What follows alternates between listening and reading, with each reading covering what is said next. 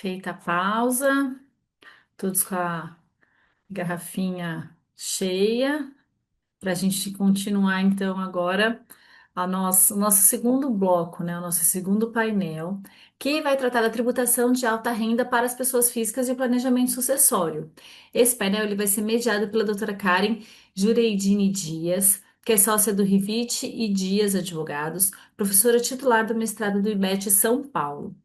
Bom dia, professora Karen. Muito obrigada pela participação. Eu vou aproveitar e já compor aqui a mesa completa, né? Apresentando também a doutora Suzete Gomes, doutora e mestre em Direito Civil pela PUC São Paulo, graduada pela PUC Campinas em Direito e Fisioterapia.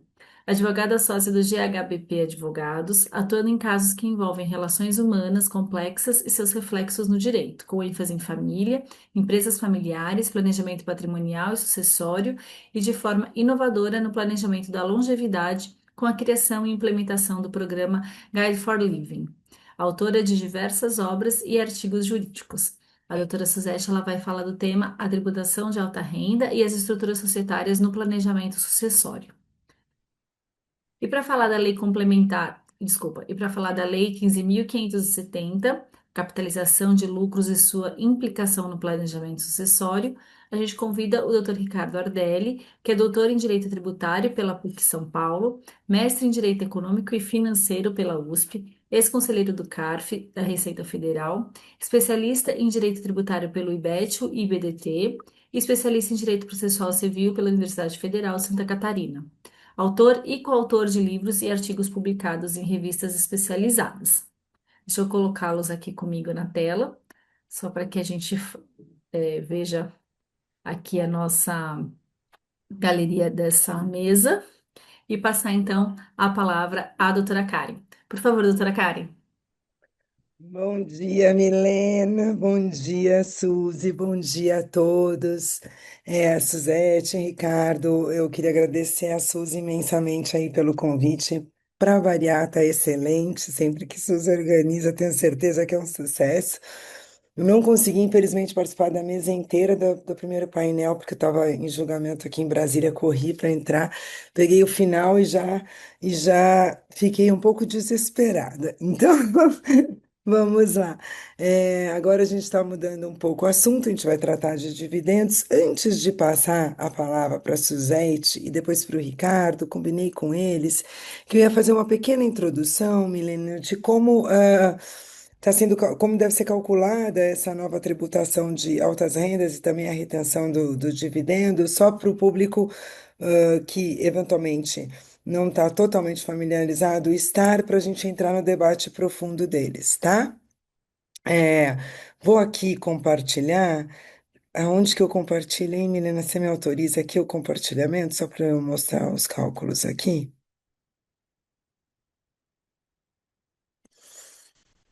Já está autorizado.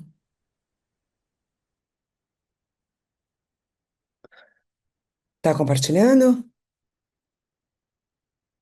Sim, está aparecendo sua tela.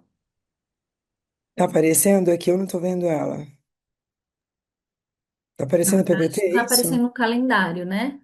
Está Ah, não, aparecendo no então não adianta calendário. nada. Eu acho que deve estar É. no. Suzy, você tem aí a apresentação, né?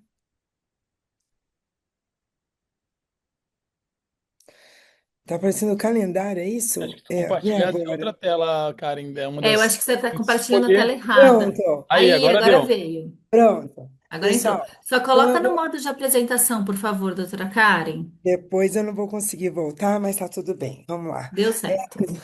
Eu vou passar de forma muito rápida, gente, só para a gente poder entender, tá? Então, uma coisa é a tributação de altas rendas, e dentro dela a gente tem a tributação de dividendos. Mas a tributação de dividendos ela vai acontecer já em retenção, uma antecipação, como o professor Freire gosta de dizer, é uma tributação de uma renda presumida não opcional, né? Diferente do lucro presumido, eu não tenho opção. Eu não sei se eu sou altas rendas, eu não sei se eu deveria pagar, mas se eu receber um dividendo é, acima de R$ 50.000, eu vou pagar. Porque daria, se eu não recebi nada o ano inteiro, e receber um único dividendo acima de R$ 50.000, eu vou pagar. Não tenho nenhuma dedução, como por exemplo no Carnê-Leão, que a gente tem algumas deduções, aqui eu não tenho nenhuma dedução. Não importa se eu tenho despesas enormes de saúde, etc., vários dependentes, não importa, não tenho nenhuma dedução. Vai ser retido pela pessoa jurídica sob pena de multa para a pessoa jurídica virado no calendário a obrigação dela de pagar e ser tributada caso ela não retenha. E aqui eu tenho duas situações, atingida e não atingida. Na situação atingida, veja, essa pessoa recebeu 60 mil no mês de maio, de uma única PJ, passou dos 50 mil, tributa. E não tributa só 10% sobre o que excede 50, não, é 10% sobre 60. Se eu receber 49.900, eu não tenho nenhuma tributação. Se eu receber 51 mil, eu tenho 10% sobre os 51 mil. Isso tudo a título de retenção e antecipação. No segundo caso, foi só 30 mil, mas ela dividiu em duas parcelas ao longo do mês. Não importa, eu computo o mês, tenho que reter sobre o valor do mês. Passou de 50 mil no mês, ainda que picadinho, tem que reter. Situação não atingida. Recebi 45 mil, está abaixo dos 50 mil de uma única PJ. Não tem. Agora veja, esse cara aqui, na segunda hipótese, ele é bem mais rico do que o primeiro ali da situação atingida. Ele recebeu 90 mil, não 60, mas ele não teve nenhuma retenção, porque ele recebeu 45 mil de uma PJ e 45 mil de outra PJ. Então é sempre de pessoa jurídica para pessoa física, e eu sempre olho por pessoa jurídica para beneficiário, pessoa física, ao longo do mês. Tá? Vou pular isso aqui. Agora vamos olhar para altas rendas da pessoa física quando ela vai fazer o cálculo, tá, gente? Então, vou ter uma ficha à parte. Eu já tenho a minha declaração normal de imposto de renda pessoa física, e aí eu vou ter uma nova ficha, que é a de altas rendas.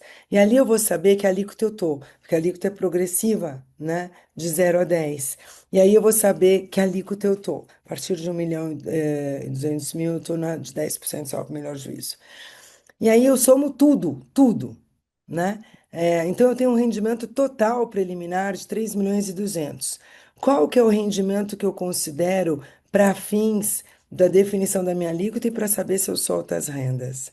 É tudo menos ganho de capital, que já vai a 22,5, então eles não estão muito interessados em trazer o ganho de capital, menos ganho de capital, menos aposentadoria, algumas raras indenizações, CRI-CRA, LCI, LCA, que continua ali com o benefício, FIAGRO, rendimento de poupança e doação, desde que seja herança causa mortes ou adiantamento de legítima. Aqui eu tenho uma tributação do patrimônio, vou deixar para a Suzete resolver uma dúvida enorme, quer dizer, eu tenho um pai, um avô, que doa direto para o neto um apartamento, porque o neto vai casar. Esse neto não é altas rendas. Ele recebe 25 mil reais por mês, ele não é altas rendas. Esse neto vai tributar este apartamento a 10% como altas rendas, porque ele não é um herdeiro direto, o avô não morreu. Como é que eu faço com isso? E aí a discussão de legítima deixo com Suzete. Aí aqui eu tenho as minhas deduções. Então, eu apurei lá que eu tinha 2 milhões de 3 milhões e 200, 2 milhões e 300 estão habilitados à tributação de altas rendas.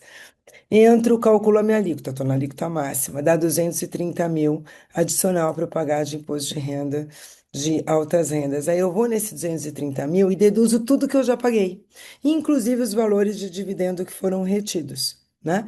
Inclusive os valores de dividendos que foram retidos. Tudo que eu já paguei auferi 20 mil. Veja que engraçado. Se eu receber o dividendo picadinho todo mês, e ele supera 50, eu vou ter uma retenção muito maior, é a minha última tabela, do que se eu receber uma única vez um dividendo que supere 50 mil. Então, eu vou lá e faço um planejamento, recebo 50, 50, 50, 50.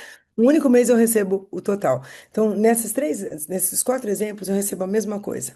Veja que no primeiro a minha retenção foi só de 145 mil. Naquele que eu recebo igualzinho todo mês, a minha retenção foi de 200 mil. Muito bem.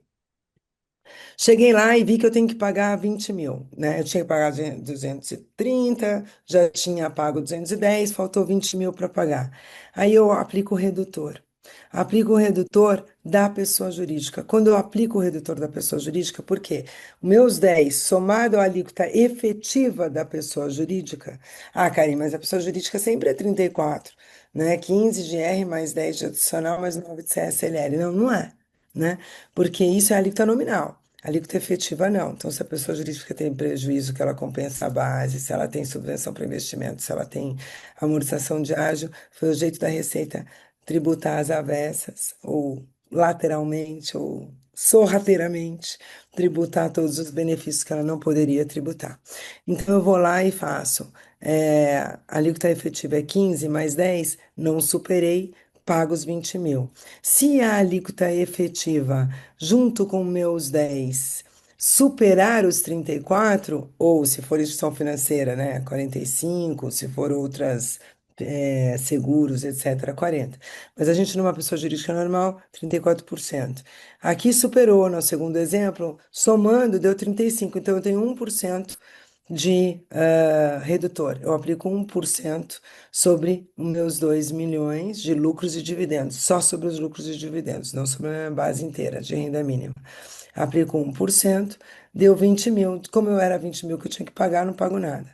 No outro exemplo, deu muito mais, então eu tenho um redutor de 6%. Aplico sobre os mesmos dividendos, dá 120 mil. Eu faltava pagar 20, não falta mais, eu tenho que restituir 100. Pessoal, eu não quero me alongar, então eu só queria trazer isso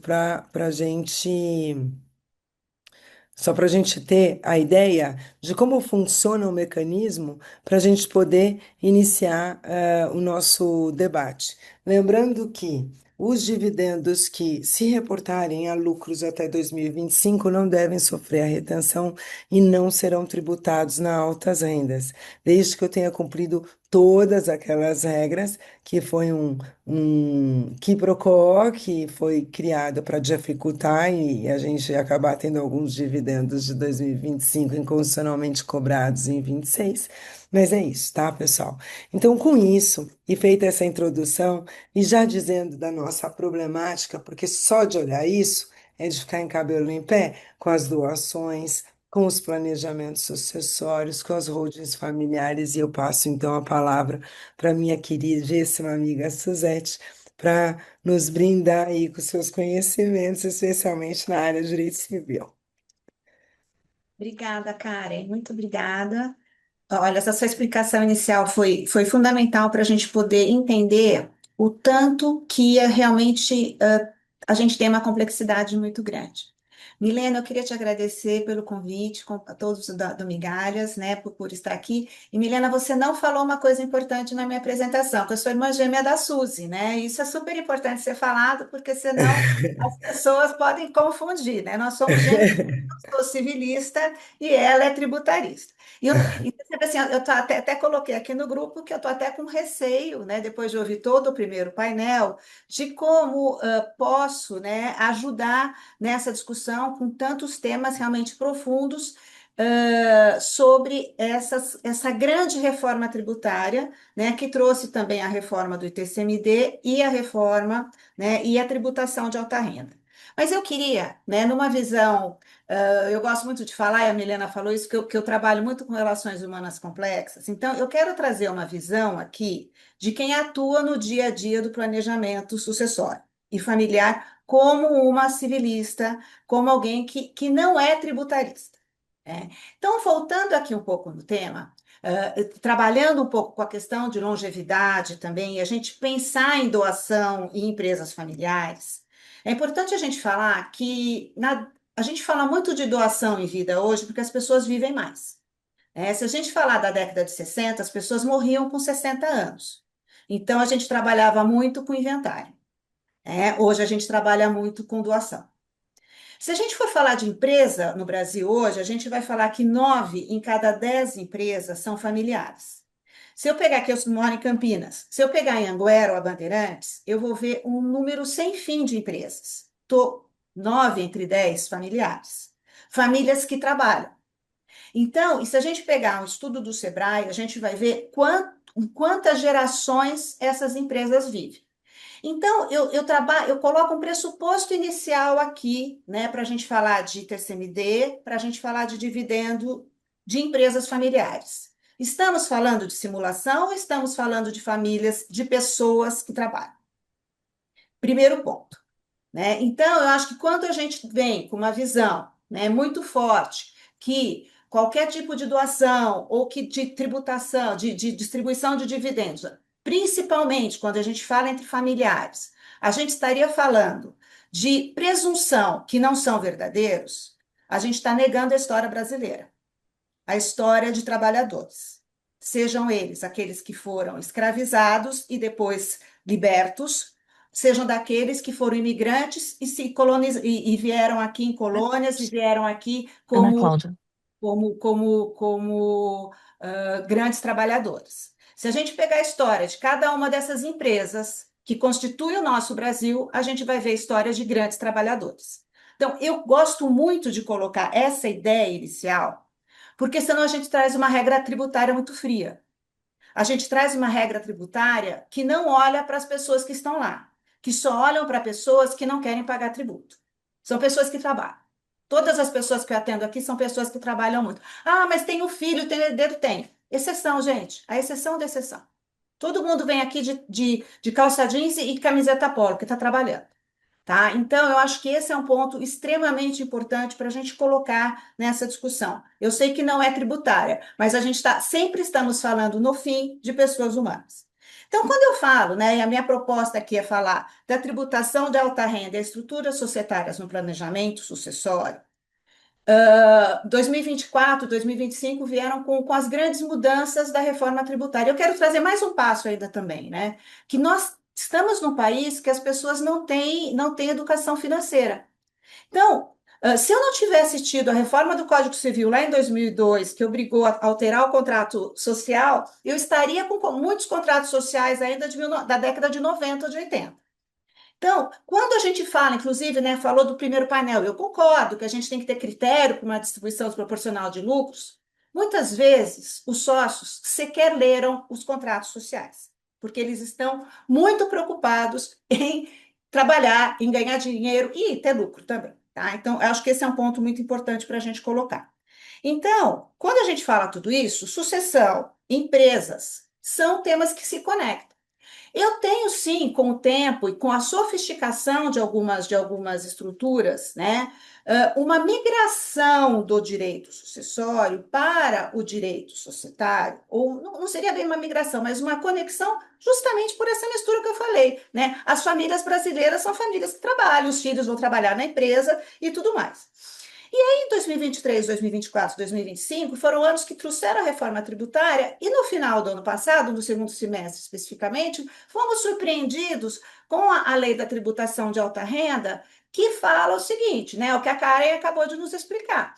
Olha, quem tem alta renda no Brasil acima de 600 mil e por uma via aí transversa, você vai chegar numa tributação de dividendo. Né? Fato é esse. Hoje você vai ter 10% a mais no dividendo recebido da empresa, e se não for aquele até o final de 2025, como a Karen bem falou. Bom, como é que eu trabalho com isso, então? É claro que as pessoas estão extremamente preocupadas, porque no final do dia, se receber mais do que 600 mil no ano, vai pagar 10%. E se receber 50 mil de uma mesma pessoa jurídica no mesmo mês, vai ter a retenção aí de 10%. Então, quais são as possíveis estruturas societárias? O que eu posso fazer em termos de estrutura societária para tentar, de alguma forma, mitigar esse risco? É lógico que a gente tem, não vou falar aqui dos conteúdos instagramáveis, né, que acabam trazendo aí as janelas de oportunidade e uma série de fake news, né, sobre eventuais possibilidades. Mas o fato é que eu consigo, sim, que se a gente olhar, né, e eu entendo dentro da autonomia privada, né, porque a gente está, ainda que o direito privado não seja oponível ao direito tributário, né, em muitas situações, eu tenho estruturas que são válidas, né, que é a estrutura societária. né? Então, eu tenho estruturas que são utilizadas. E quando eu falo, mas isso é habitual? Bom, se 9 entre 10 empresas no Brasil são empresas familiares, eu vou ter aí uma prática comum muito feita, muito testada, né? Então, primeira questão que a gente fala, né? E esquecendo os ultra-ricos, né? Porque a grande massa empresarial brasileira não é de ultra-ricos. Então, a gente está muito nessa faixa aqui dos 50 mil, até a retirada até 50 mil por ano, né? Por mês, e chegando a 600 mil no ano. Então, muitas vezes, né? E deixa eu colocar mais uma questão aqui. Eu falei da longevidade, né? Então, nós estamos atravessando, e quem trabalha bastante com família, planejamento patrimonial e sucessório está vivendo isso. Nós estamos vivendo a empresa multigeracional. Porque antes, como eu falei, na década de 60, o pai, né? E aqui a gente tem ainda uma estrutura ainda muito patriarcal, que a gente tem muito mais os pais, né? Os homens, né? Nas empresas, temos mulheres também, mas ainda é uma maioria muito masculina como perfil das empresas. A gente tinha o pai falecido com 60, 70. E aí o filho com 40, 50 entrava na empresa. Hoje, a gente tem empresas com avô, filho e neto. Três gerações, muitas vezes na mesma estrutura familiar, em que eu não vou trabalhar apenas a questão financeira do lucro, eu também trabalho com poder na empresa. Então, quando eu falo de estrutura societária, qual que é o pedido que vem para a gente? Bom, o que às vezes acabava acontecendo? Como a tributação não existia nenhum tipo de tributação no dividendo, e a gente teve 3 décadas vivendo assim, era muito comum a terceira geração, por exemplo, não estar no contrato social. E aí o pai recebia o lucro e pagava, né? Então tinha um avô, o pai e o filho. E pagava as coisas para o filho. Né? Recebia 60 mil, passava 30 mil para o filho, pagava as coisas para ele e ficava aquele limbo, porque ninguém ainda queria saber como que eu ia trabalhar essa questão da sucessão empresarial. Bom, então, a primeira questão que a gente avalia no planejamento sucessório é qual é o retrato o que hoje está no contrato social para eu verificar, porque o primeiro ponto é qual é a participação de cada sócio no capital social para eu poder ver distribuição de dividendos e quem efetivamente está atuando na empresa. Porque eu posso ter situações, e eu entendo estritamente lícitas, né? Que eu falo, olha, meu filho já trabalha na empresa, mas ele não está no contrato social, porque estava nesse limbo, muitas vezes, de receber no lucro, o lucro não era tributado. E quando eu coloco novos sócios, e aí, via doação de cotas, via aumento de capital, vou falar um pouquinho disso se me der tempo, eu posso sim diminuir esse valor. Vamos pegar uma situação. A empresa são de dois irmãos, né, que têm seus filhos atuando também na empresa. Cada um recebia 100 mil de lucros por mês. No exemplo que a Karen deu, já teria retenção de 10 mil por mês cada um, né? Então, veja, só que os filhos deles também trabalhavam. Vamos falar que cada um tem 2 filhos. E ele ficava, vamos falar que com 40 mil e dava 30 mil para cada filho, numa situação. Não é melhor esses filhos ingressarem na sociedade? E aí ele recebe 40 e cada filho 30. Gente, aqui eu não estou falando ficção, estou falando a vida como ela é, o que está acontecendo muito aqui no escritório. Eu estou simplesmente colocando esses filhos na sociedade para que eles efetivamente recebam os lucros e, na verdade, esse valor não vai ter aí a tributação de alta renda. Então, eu simplesmente vou retratar no contrato social uma realidade que já existe. Mas muitas vezes, né, o pai fala, não, eu quero que ele entre na sociedade, mas eu quero continuar mandando, né? Bom, aí você vai ter estruturas muito interessantes, que é você fazer a doação das cotas, por exemplo, com reserva de usufruto político. Né? O pai continua com o poder de voto nas decisões e os filhos mantêm vão ficar com usufruto econômico para poder receber os lucros relativos àquelas cotas sociais. Então, essa é uma estrutura simples, possível, no meu entendimento, lícita. Vamos discutir aí como que vai ser, foi o painel anterior, como que vamos fazer essa doação das cotas, né? E aí, né, você vai ter algumas alternativas para fazer isso. Pode ser a doação, se for do Estado de São Paulo, ainda vai poder fazer a conta pelo patrimônio líquido? Me parece que eu entendi que ainda podemos trabalhar dessa forma. Outras coisas que você pode olhar, veja, até 2025, como a Karen bem colocou, você teve os lucros deliberados, eles não estarão Eles não estarão na regra da tributação dos dividendos. É possível, se você tem lucro acumulado, né? Vamos falar esse pai, né? O seu João, por exemplo, ele tem lucro acumulado lá de R$ 100.000. Ele ceder por doação esses créditos para os filhos, e aí o filho aumenta o capital social, me parece uma estrutura possível, né?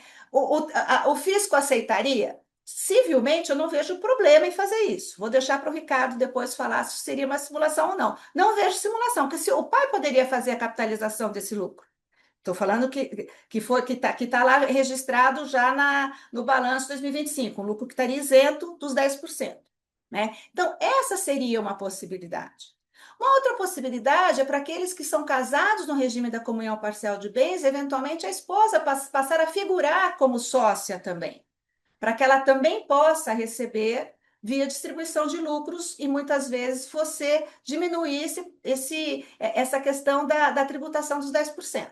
Né? Então, você tem estruturas que a gente pode trazer do direito de família, da doação, ou no caso da esposa, simplesmente de colocá-la como sócia também, porque vamos lembrar que se só o marido for sócio, a comunhão, e eles se forem casados, no regime da comunhão parcial de bens, o título de sócio é só do marido, o patrimônio que é comum.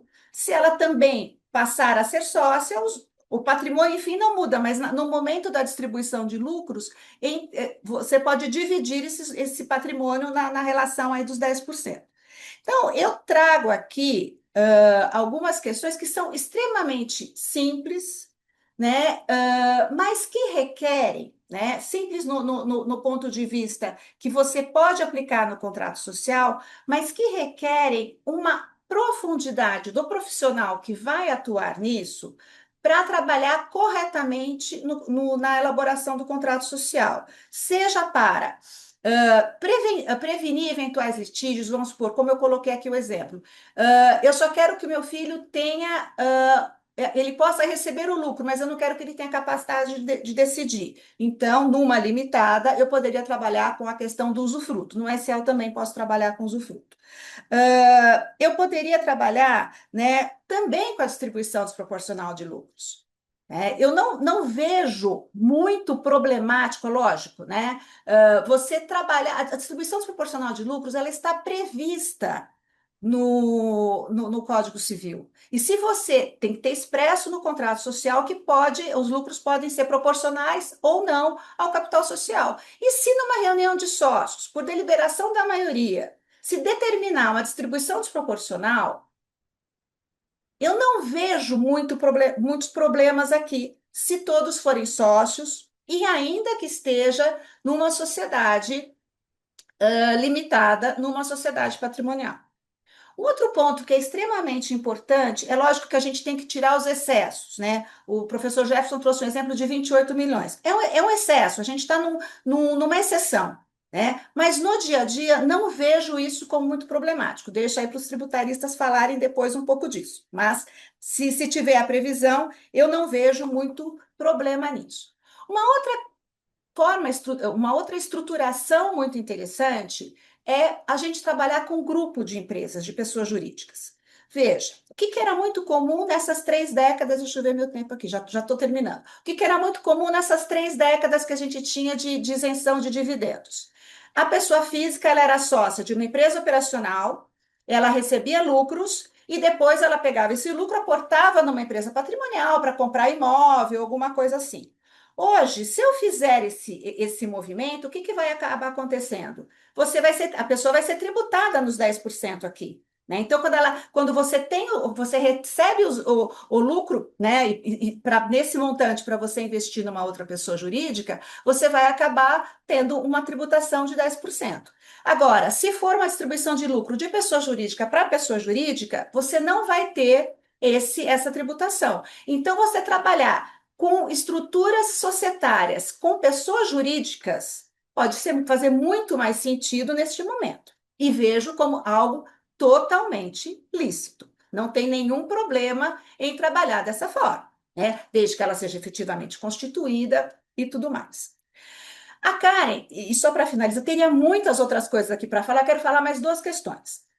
Em muito conteúdo de Instagram veio a SA como uma saída para o problema da distribuição de dividendos. Eu, particularmente, não consigo enxergar aonde, tá? Porque se tiver lucros acima de 10%, vai ter a mesma tributação. Então, eu só gostaria de colocar assim, nós viemos, na nossa história brasileira, ela é de pessoas que não têm esse conhecimento jurídico para chegar numa sofisticação de SA. Não é à toa que a gente tem 2,8% das empresas no Brasil como SA. É uma estrutura fantástica, muito boa, mas que tem que ser devidamente aplicada. A última questão foi que a Karen colocou a questão da herança, né? Ou seja, uma doação de cotas de um avô para o neto, na regra que está hoje na tributação, né? Na lei 15.270, além dos 4%, viria os 10% também. Então, também é algo que precisamos pensar em como trabalhar.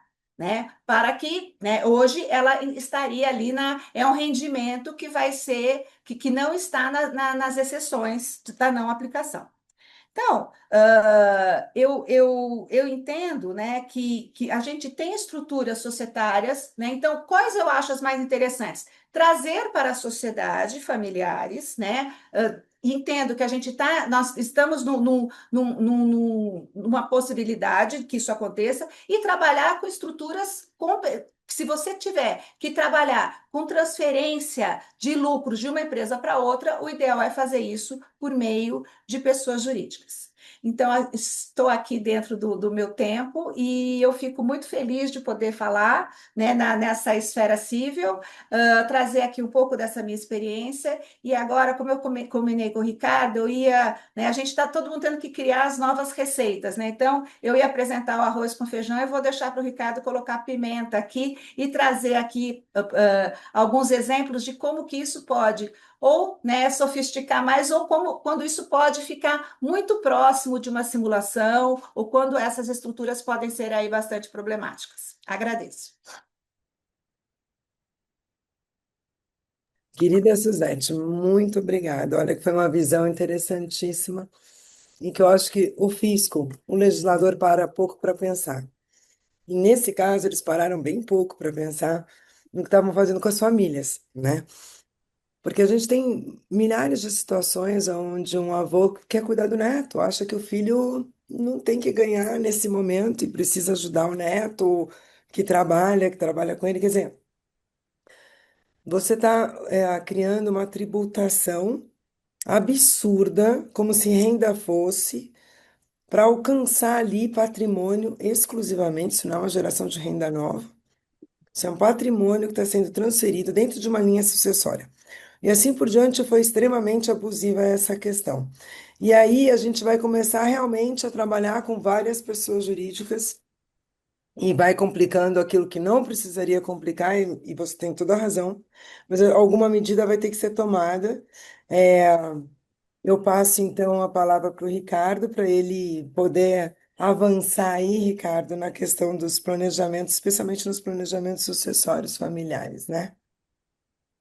Bom, obrigado, bom dia a todas e a todos. É uma satisfação. Ricardo, não deixa de analisar a questão da distribuição desproporcional de lucros, por Tá, favor. Porque vou a começar por ela Suzete então. colocou, e eu acho que a Suzete colocou muito bem, mas eu acho que os fiscos, eles, por conta, inclusive, do ITCMD, começa uma discussão no ITCMD, foi muito bem trazida no primeiro painel, e que essa discussão pode levar a uma autuação de altas rendas na distribuição desproporcional, que é um problema, porque as sociedades de trabalho são feitas exclusivamente com distribuição desproporcional.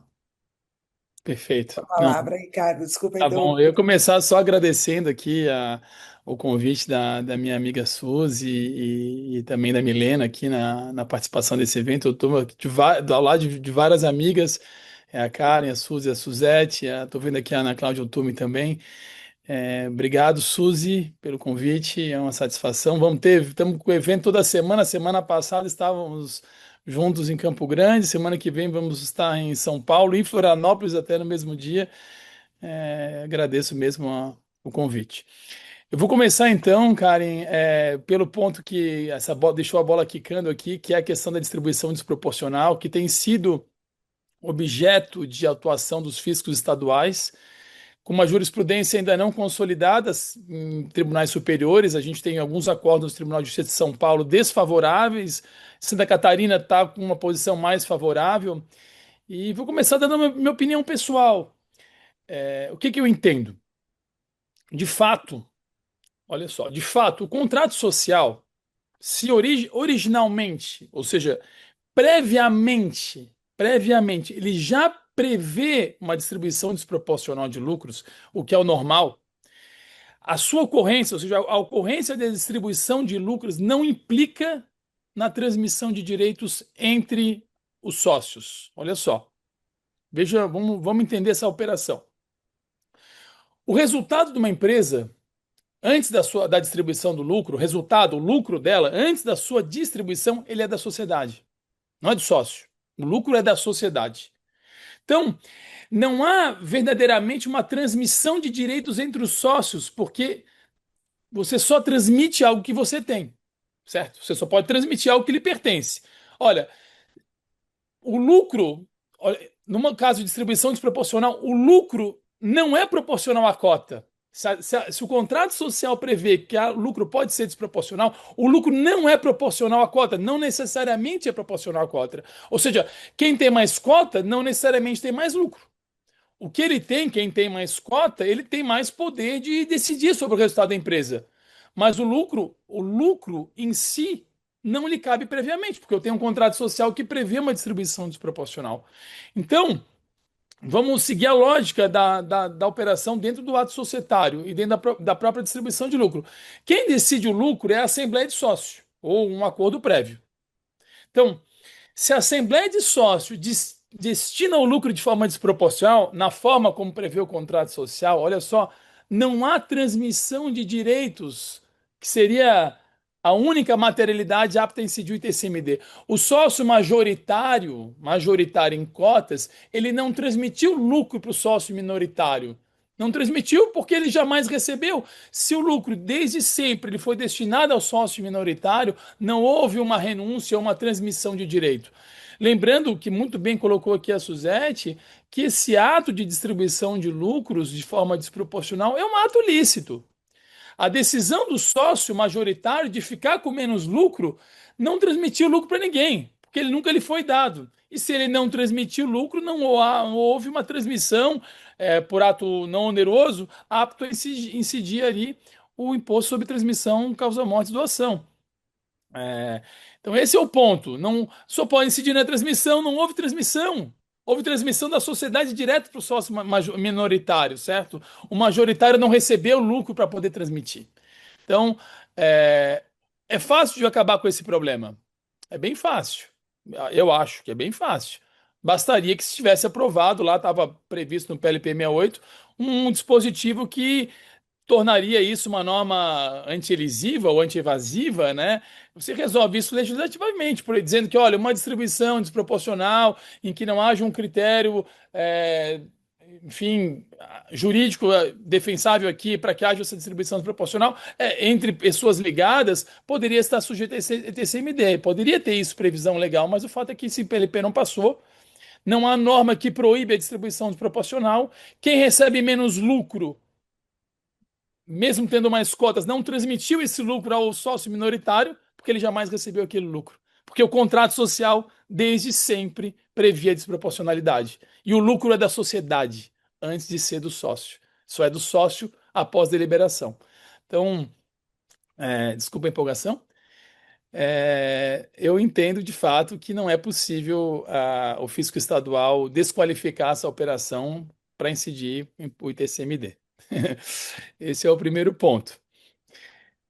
Não sei se respondi, Karen e Suzete, mas. Respondeu satisfatoriamente, mas eu permaneço com receio, tá? Eu Ah, não sim. consigo imaginar em sociedades em que há prestação de serviços e que elas são muito ligadas ao serviço que cada um presta, Como é que eu vou tratar essa sociedade se elas não puderem ter uma distribuição desproporcional? Você não consegue, nem que quisesse dar cotas na proporção, como os rendimentos não são rendimentos assalariados e não são fixos, você não Isso. consegue, Ricardo, dar Uhum. um percentual fixo para a pessoa receber, porque você não sabe quanto que ela vai fazer jus. Ela vai fazer jus sobre aquilo que ela trabalha e recebe. Senão, eu vou Perfeito. impedir uma sociedade de pessoas. Perfeito. E assim, alguém poderia dizer que para que haja distribuição desproporcional tem que estar assentado em algum critério, enfim, defensável aqui perante terceiros. Eu acho que isso não é o que a lei exige. Se a lei permite que os sócios deliberem sobre uma distribuição desproporcional, não é o fisco que vai dizer qual é o critério. É isso que eu entendo. Não é o fisco que vai dizer qual é o critério. A gente resolve essas coisas de forma muito simples e muito rápida. Basta alterar a lei. Enquanto a lei não for alterada, a liberdade dos contribuintes aqui de se organizarem e dos sócios de se organizarem, ela está defendida aqui perante nossa Constituição Federal e, portanto, não pode ser afastada como ato de simulação. Bom, eu me pediram aqui para falar sobre um pouco da questão do imposto de renda mínimo e planejamento sucessório e como é que isso tem implicado, né? A gente sabe que planejamento sucessório moderno, ele está assentado geralmente em três objetivos que eles são simultâneos, mas que geralmente têm uma tensão entre si. São objetivos simultâneos, mas que eles tensionam. Um objetivo é a eficiência tributária. Então, o que se busca é minimizar a carga fiscal total, ou carga tributária total, na transmissão patrimonial na herança. Então, esse é um objetivo em si. O segundo objetivo no planejamento sucessório é governança e proteção patrimonial. Então, você quer, de alguma forma, preservar a unidade do patrimônio familiar. Eu não gosto da palavra blindagem, mas proteger contra riscos externos, eventualmente, credores, divórcios, enfim, condutas heterodoxas de herdeiros, enfim. Então, você tem essa parte da governança. E o terceiro objetivo, geralmente, é a própria liquidez da sucessão. Garantir que aquela transmissão se opere sem que haja uma desorganização operacional ou até financeira. Ou seja, aqui no momento, no falecimento de um dos decujos, aquilo aconteça de forma harmônica, certo? Então, que essa liquidez sucessória realmente ocorra de forma bastante fluida. E para que o planejamento sucessório aconteça, historicamente, a Suzete já mencionou isso, a gente sempre usou, sempre se fez valer de holdings. E ela foi aí por décadas o veículo número um de planejamento patrimonial no Brasil. Eu diria que o uso da holding, que até ficou banalizada até demais e muitas vezes usada de forma inapropriada, criava holding, depois ele ia vender a empresa e aí pagar o imposto de renda mais caro, uma empresa que era controlada porque tinha que pagar na holding, enfim, daí tinha que desfazer a holding. Então, muitas holdings foram feitas de formas inapropriadas, mas elas tinham, a holding ela tinha, estou dizendo que estou usando até o passado aqui, quatro vantagens muito claras. Primeiro, era a isenção total de imposto de renda sobre dividendo recebido pessoa física. Então você usava a isenção como uma ferramenta até de planejamento sucessório, porque você podia fazer a distribuição desproporcional, ainda pode, na verdade, mas sem nenhum reflexo fiscal. Então esse ponto era bastante vantajoso. Então a isenção total de imposto de renda sobre dividendo. O segundo uso de holding já era muito naquelas estruturas de holding que tinha patrimônio imobiliário. Então você colocava patrimônio imobiliário justamente porque você tinha também uma tributação mais vantajosa na pessoa jurídica, no lucro presumido. Você pagava lá coeficiente de 32, né, para locação ou até a venda, coeficiente 8,12, uma carga tributária que ia com PIS e COFINS e 6,53 a 14,53. Então, uma carga tributária bastante vantajosa frente à pessoa física, que apura ganho de capital, como mencionou a Karen, né, de 15 a 22, e mais, eventualmente, imposto de renda à pessoa física no aluguel de 27,5. Então, essa é a segunda vantagem. Então, primeiro é questão isenção total de dividendos, de imposto de renda de dividendos. O segundo, a redução sobre operações imobiliárias. A terceira vantagem, muito, mas muito usada, era a própria eficiência no ITCMD na doação de cotas, porque tinha aquela questão de usar o valor contábil versus o valor patrimonial. Então, a gente isso se encerra mais ou menos, né? Porque eu ainda acho que as leis ordinárias dos estados deverão ser aprimoradas, mas esse buraco, foi fechado de certa forma com a lei complementar 227. E o quarto objetivo era a governança familiar, porque eu fazia acordo de cotistas para que, de alguma forma, eu pudesse preservar a questão da governança. Então, nós tínhamos quatro grandes vantagens de usar holding familiar para planejamento sucessório. Dessas quatro vantagens, três foram frontalmente atingidas aí com as reformas, seja do IBS, CBS, seja com a tributação da renda mínima. Primeiro, primeira vantagem que é a não tributação de dividendos, né? De fato, a gente não tem uma tributação do dividendo quanto natureza de dividendo. No Brasil, a gente tem uma tributação do dividendo enquanto reflexo da tributação da renda mínima. Mas, de fato, acabou com a brincadeira ali de usar a distribuição desproporcional para poder fazer uma sucessão sem tributação, certo? Então, a tributação da renda mínima impactou essa distribuição desproporcional de dividendos diretamente. Segundo, e essa é coisa bem interessante, tem que fazer conta, obviamente, mas colocar imóvel na pessoa jurídica porque era mais barato, não sei se vai ser a partir de 1º de janeiro de 2027, ou, sei lá, 29. Porque você vai ter CBS, IBS sim ou sim na pessoa jurídica. Claro que a gente tem fator de redução, no aluguel tem 70, na compra e venda tem 50, mas você tem CBS e IBS. Enquanto que na pessoa física, você não tem CBS e IBS se não configurar aqueles requisitos lá de 3 imóveis e 240 mil. Então, tem que fazer agora a conta. Não é mais uma conta simples de ser feita aqui, porque eu tenho que entender qual é a minha renda mínima e, eventualmente, até tributar na pessoa física pode ser vantajoso para reduzir até minha tributação na renda mínima. Então, agora botar na pessoa jurídica imóvel não é um sim ou sim.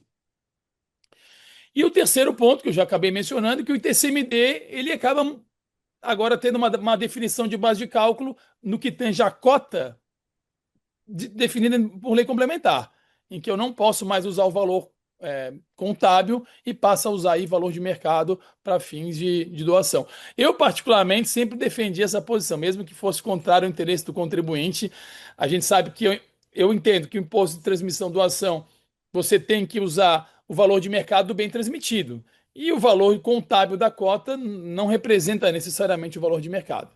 Enfim, mas como as legislações eram omissas, algumas inclusive expressamente autorizavam a usar o PL como elemento de definidor de base de cálculo, fazia-se assim. Ainda tem uma janela, né? Tem legislações estados ainda não adaptadas, enfim, mas o pessoal acabava usando. Então vejam que das quatro vantagens de uso de holding, três já não são necessariamente vantagens. Então, a gente entra numa nova fase aqui de planejamento sucessório em que a holding ela tem que ser mais estudada, tem que ser mais compreendida para saber se a gente pode ou não usar, em que situações que a gente vai usar.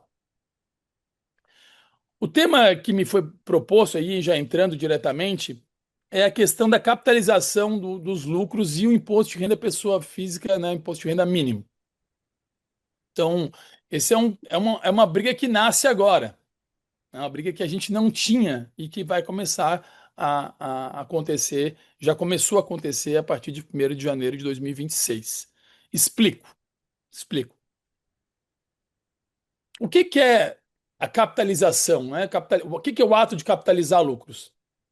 A própria lei da SA prevê que eu posso pegar minha reserva de lucro que eu tenho lá na minha pessoa jurídica, embora possa usar isso tanto na SA como na limitada, e fazer um aumento do valor nominal das cotas dos sócios, das pessoas físicas, ou eventualmente até distribuir novas ações correspondentes a esse aumento entre os acionistas. Então, eu pego aquele lucro que está lá em reserva e transformo ele em capital social, certo?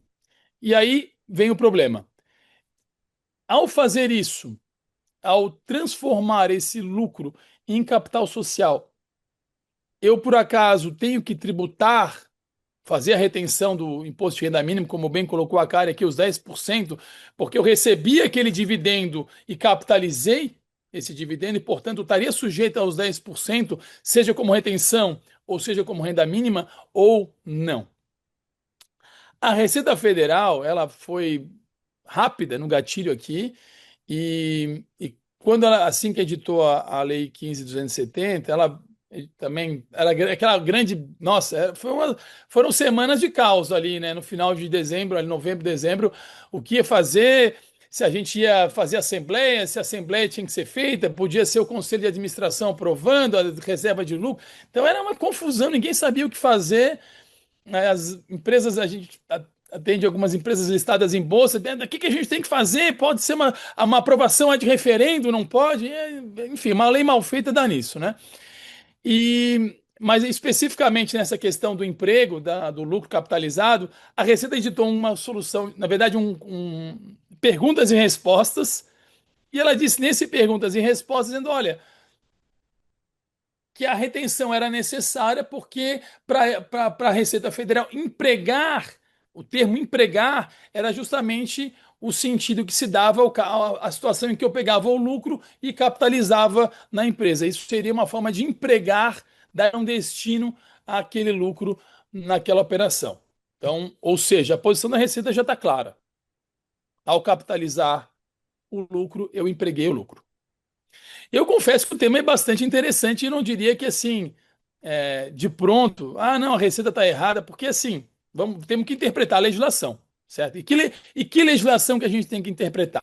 Não só a 15.270, que usa o termo emprego, mas também, não, talvez a gente muito não vão lembrar dessa lei, uma lei um pouco antiga, a 8849. A gente tem uma outra lei já anterior, que não foi alterada. Isso é bem importante mencionar aqui, Karen. A lei anterior não foi alterada. E essa lei anterior, que é a lei 884. Oi? Não, não, pode seguir, pode seguir. O artigo terceiro dessa lei, ela justamente prevê, o artigo terceiro da 8849, prevê as situações em que você pode capitalizar lucros sem que haja a tributação nessa operação. Ela justamente é uma lei específica que fala aumento de capital social mediante incorporação de lucros não sofre tributação do imposto de renda. É o artigo terceiro. Então, eu tenho uma lei específica que determina a não tributação da capitalização do lucro. E olha que interessante, além de determinar a não tributação na capitalização do lucro, ela tem uma norma anti-elisível específica, que eles, olha, se você capitalizou e antes de 5 anos você devolveu esse capital, objeto de lucros capitalizados, né? Devolveu esse capital ao sócio, você tributa. Então, tenho até uma norma que prevê uma tributação no caso de devolução do capital social integralizado. A pergunta é: o- a gente tem uma antinomia normativa aqui. De um lado, uma nova lei que me parece que exigiria a tributação mínima no caso de capitalização do lucro, certo? Eu acho isso. Eu acho que, de fato, aquele termo emprego, porque quando a gente capitaliza lucro, a meu ver, daí é uma posição bem pessoal, duas operações acontecem. Você transmite o patrimônio ao sócio, o lucro é destinado ao sócio e, concomitante, você integraliza no capital social. Isso acaba sendo um ato só, mas, no fundo, uma parte do patrimônio é transmitida ao sócio. Aquele lucro é transmitido ao sócio. E o reflexo disso até na sua declaração de imposto de renda, porque ele vai aumentar Exato, o custo de aquisição daquela cota. Então, há uma exatamente. transmissão de fato da renda ao sócio, do Certo, dividendo ao sócio, que se exatamente. transformou em capital social naquela operação societária. Então, a meu ver, olhando isoladamente a nova lei, me parece que tem que fazer retenção, me parece que teria que incidir a renda mínima. A Sim. pergunta é: a gente tem uma lei nova e a gente tem uma lei específica, anterior, né? Lei especial revoga a lei geral, lei posterior revoga a lei anterior? Pois não, Karen. Eu só quero fazer uma parte aqui, porque na verdade, veja, que eu entendo que com a tributação de dividendo, a capitalização vai ser tributada, porque é emprego de valor. A Receita tem várias manifestações sobre emprego de valor, inclusive por conta da tributação no exterior, isso é muito claro que ela entende como emprego de valor, e é um emprego de valor, e eu recebo aquela participação. Então, me parece que a gente tem que tributar. Sobre dizer que a gente tem regras específicas, eu vou lembrar que a legislação do dividendo permanece prevendo a isenção. Então, veja, eu tenho a legislação do dividendo permanecendo prevendo a isenção. O dividendo continua sendo isento desde que eu não seja altas rendas. Aí eu tenho a inconstitucionalidade de eu reter por presunção quem não é altas rendas e depois devolver na entrega da declaração de ajuste anual, só após a entrega da declaração de ajuste anual com juros. Não tem os juros antes. O governo trabalha com dinheiro no tempo de quem não é altas rendas, mas enfim. Eu tenho uma regra específica de dividendos, assim como eu tenho da capitalização. E o que me parece elas existem, continuam existindo, mas se eu, pessoa física, estou sujeito à tributação de altas rendas, a pessoa jurídica que capitalizar para mim qualquer coisa que seja feita aqui, ela vai ser responsável por não ter retido esses valores. Não, isso sem sombra de dúvida, esse é o ponto. Concordo 100% com o que tu falou. Eu acho que é emprego, já falei, eu acho que há sim uma. A prova que é emprego é que você. Há uma transferência de patrimônio, há um acréscimo patrimonial para o sócio, naquele caso, né? É, Mas, assim, essa discussão sobre antinomia com base na 8894 já vai surgir, já surgiu. Se eu não aplicaria uma lei específica, vão judicializar esse tema. Acho que é isso que vai acontecer. Mas, enfim, é mais um problema para a gente enfrentar a partir de então. Se a capitalização de lucros, ele é uma situação de emprego, mas ele estaria isento ou não com base na lei anterior, que seria mais específica, certo? Mas, enfim, gente, o que eu. Isso. Pois não. Não, só agradecendo. Eu ia fazer um fechamento aqui, que eu já estou no meu tempo. Pode fazer. Então, assim, gente, com a nova lei, o planejamento sucessório após aí a imposto de renda, ele muda bastante, a imposto de renda mínima, ele muda bastante.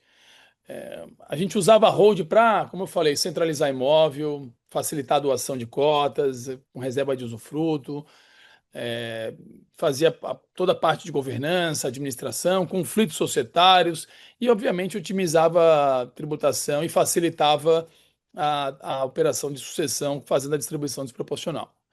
Agora, e eu quero trazer aqui alguns pontos para fechar, assim, tudo muda. O que está acontecendo? Primeiro, pulverização de quadro societário. Então, você está para fugir eventualmente ali da retenção dos 50, dos 10% que exceder 50 mil, você começa a botar uma série de CPFs ali que eventualmente não estavam, para poder isentar, vamos dizer assim, os 50 mil, 600 mil anos. Então, você tem pulverização de quadro societário.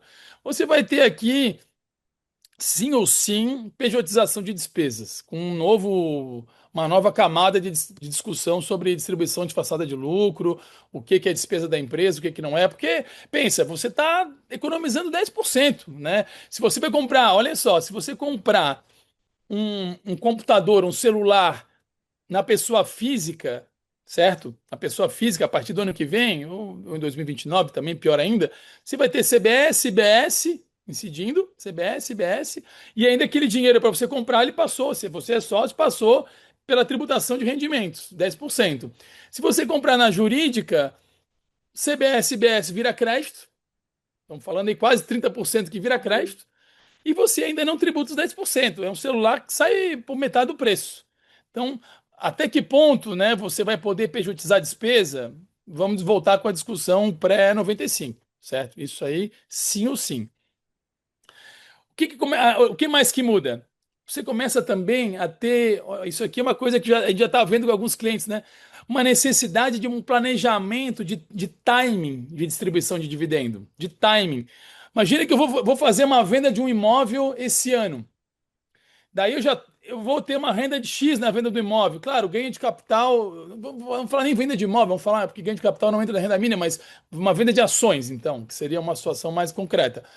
Vou fazer uma vou liquidar ações. Eu já vou estar na renda mínima. Pô, será que eu faço a distribuição de dividendo esse ano ou espero o 1º de janeiro, onde eu vou estar com eventualmente um, um colchão menor, né? E aí não acabo não tributando os 10%, ou acabo tributando uma alíquota menor entre 600 mil e 1.200.000. Então você vai ter que fazer entender timing de distribuição. Quanto que eu vou ganhar esse ano? Tem que começar a pensar isso. No âmbito do planejamento familiar, eu tenho que começar a entender a renda global. Olha que loucura isso. O que eu tenho de salário? Porque, lembram, renda mínima é 10, mas o que eu tributei a 15, que, como a Karen colocou, que entra na base total, ele acaba reduzindo a tributação da renda mínima. Então, tudo que eu pagar acima de 10%, ele favorece a tributação da renda mínima, certo? Então, coisas bem simples. Eu tenho um investimento financeiro, eu tenho um CDB que é sujeito a uma tributação de 15, ele é melhor do que uma LCI que é isento e que não entra na renda mínima. Então eu começo a entender se a pessoa da família tem salário, tem prolabore, tem aluguel, se ela recebe dividendo, recebe JCP, se ela tem aplicações financeiras no Brasil, se ela tem rendimento no exterior, se ela tem lucro de empresa no exterior, quer dizer, você passa a ter uma visão, ter que ter uma visão no planejamento sucessório, uma visão global de todo o ambiente familiar e individual de cada membro da família. Sem isso, é bem provável que você pague mais caro. São essas as minhas considerações. Muito obrigada, Ricardo. Eu acho que a gente já passou do horário, né, Milena? Estava interessantíssimo, eu não quis interromper, interrompendo indevidamente já. Mas eu vou então retornar agradecendo imensamente aí Suzete e Ricardo, e passo a palavra então para a Suzy e para a Milena. Muito obrigada. Obrigada, doutora Karen. Obrigada, doutor Ricardo, doutora Suzete. Vamos seguir então agora para o nosso último painel, né? O painel número 3, que vai tratar dos principais pontos de atenção nos planejamentos sucessórios em razão das alterações tributárias. Esse painel vai ser mediado pela doutora Heloísa Guarita Souza, que é bacharel em Direito pela Faculdade de Direito de Curitiba, jornalista pela Universidade Federal do Paraná, mestre em Direito Tributário pela PUC São Paulo, advogada sócia do escritório Augusto Prolic Advogados Associados, com atuação em direito tributário constitucional. Vice-presidente da Comissão das Sociedades de Advocacia da UB Paraná e presidente do Conselho do Instituto de Direito Tributário do Paraná. Bom dia, doutora Heloísa. Muito obrigada pela moderação do painel. Eu convido também para compor o painel a doutora Thais Fogosi Françoso, que é sócia no FF Law, professora do INSPER e do CEL Law School, e também a doutora Ana Cláudia Tume, que é doutora pela Faculdade de Direito da USP e advogada. Doutora Thais, doutora Ana Cláudia, muito obrigada por aceitarem nosso convite, compartilhar um pouquinho do conhecimento de vocês. Passo então agora a palavra à doutora Heloísa, por favor. Bom dia, Milena. Bom dia, já quase uma boa tarde, aqui direto de Curitiba, um dia bem geladinho.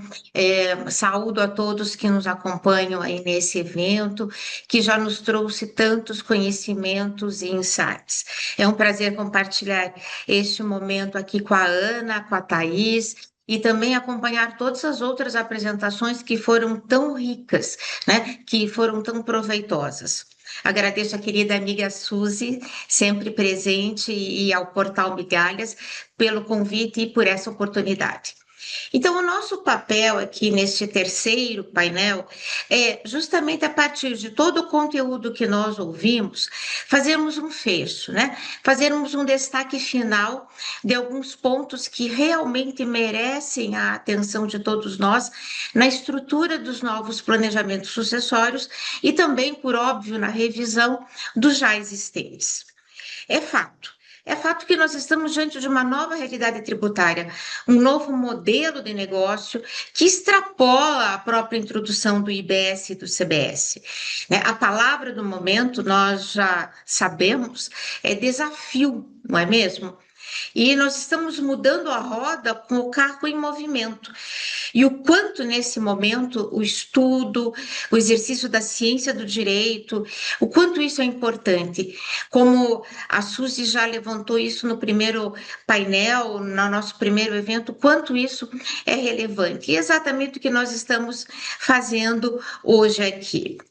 O ITCMD não passou incólume por essa revolução que nós estamos passando, né? Nós realmente tínhamos pontos, digamos assim, sensíveis na sua tratativa constitucional e complementar, que foram agora enfrentados.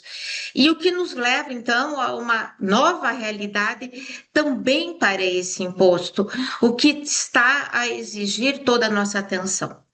Então, questões relativas à base de cálculo, a tributação dos bens e direitos no exterior ou com partes domiciliadas no exterior, a questão das chamadas normas anti-elisivas para o ITCMD, todos esses temas que nós já vimos, nós já conversamos hoje e que também, por óbvio, não se esgotam nessa manhã de estudo, né? O campo é muito amplo, nós estamos começando a dar os primeiros passos sobre isso.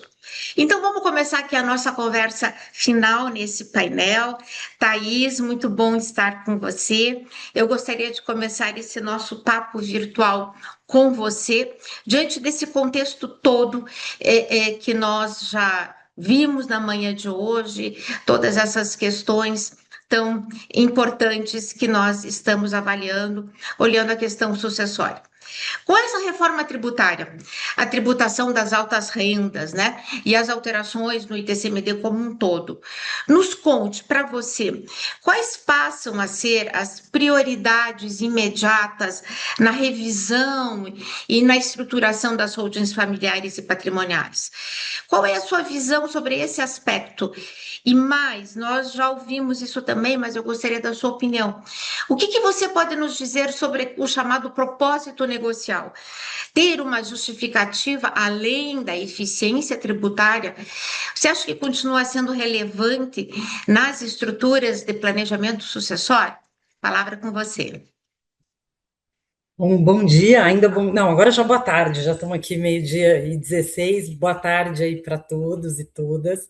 Cumprimento a Heloísa, obrigada por coordenar esse painel. Cumprimento também minha querida amiga Suzy, que sempre organizando temas muito. Eu digo assim, a Suzy tem essa capacidade, né, de trazer todas as questões teóricas, de desafios e muito relevantes, né, nessa nova construção que a gente tem vivido nesse momento aí de muitas reformas, mas também sempre com uma visão muito prática, né, botando aqui sempre esses desafios legislativos, mas também em como isso impacta a vida dos contribuintes, com essa visão sempre muito multidisciplinar, juntando aí civilistas e tributaristas. Obrigada, Suzy, mais uma vez pelo convite, e também já cumprimento aqui a Ana Utumi, que vai dividir aqui esse painel, e é uma honra estar dividindo isso com vocês, Heloísa e Ana, para fazer esse fecho depois de tantas falas que trouxeram aí, acho que os principais aspectos. Como a Heloísa colocou, eu também estava aqui assistindo os painéis anteriores, e acho que essa pergunta, né, de qual seria o impacto, né, as prioridades imediatas que a gente tem, acho que a gente vai acabar passando pelas discussões dos painéis anteriores, né, quando a gente olha a questão do ITCMD, mas também da tributação dos dividendos. Acho que eu gostei muito da fala da Suzete, porque trouxe essa visão de realidade, né? Quando a gente fala de planejamento sucessório, e é interessante como muitas vezes as pessoas têm essa visão de olhar para a parte tributária antes de lembrar do que precisa ser feito, qual é a vontade efetiva daqueles contribuintes, qual é a vontade efetiva daquelas famílias com relação à governança, com relação à sucessão. E eu acho que a Suzete trouxe muito isso, né? A gente fica aqui discutindo os impactos tributários, mas a gente precisa também entender o que de fato as famílias aqui, né, e as organizações, em termos de planejamento e sucessão, pretendiam no momento que tomam aquela decisão. E eu acho que agora a gente passa, como a Heloísa comentou, por um momento de muitos desafios, porque para além da reforma tributária do consumo, que eu sei que esse não é aqui o tema que a gente vai tratar, ela nos exige revisitar os modelos societários, né, os modelos de negócio, mas além disso a gente vem também com a tributação de dividendos e também com essas novas reformulações relacionadas ao ITCMD que exigem essa visão. Então eu acho que a prioridade imediata, né, o que a gente precisa tomar em termos de conduta, precisa passar por esses três cenários. Embora a gente não vá tratar da reforma tributária, esse olhar para a reforma do consumo também precisa ser visto nesse momento. Por quê?